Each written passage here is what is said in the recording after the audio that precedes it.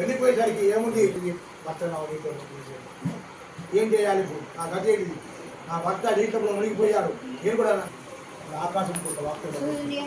అమ్మాయి తొందరపడదు నువ్వు తొందరపడితే లాభం లేదు నువ్వు సత్యనారాయణ స్వామి పూజ చేసావు కానీ తీర్థ విధంగా జరుగుతుందమ్మా అని చెప్పేశారు నది ఒడుకు రాగానే ఆ భర్తనాలో ఆ తల్లి కూతురు ఆ అంటూ మా కూడా విధంగా జరిగించారు మనకి ఎందుకు ఈ విధంగా జరిగించారు ఈ నది ఒడ్డునే మనము పందిరి వేసుకొని ఇక్కడనే సత్యనారాయణ స్వామి పూజ చేద్దామనుకున్నాం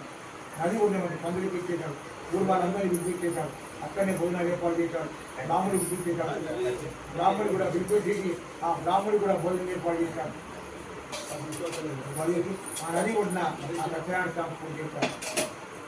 సత్యనారాయణ స్వామి పూజ చేశారు అతనికి కూడా మళ్ళీ ఎలాంటి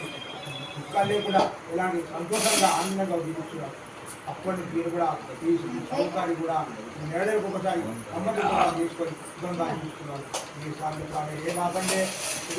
సమాప్త సత్యనారాయణ స్వామి మహారాజ్కి సత్య భగవానికి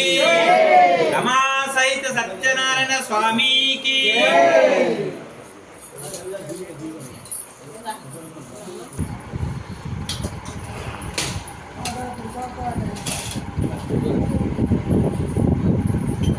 राधा रामचंद्र भगवान की सभी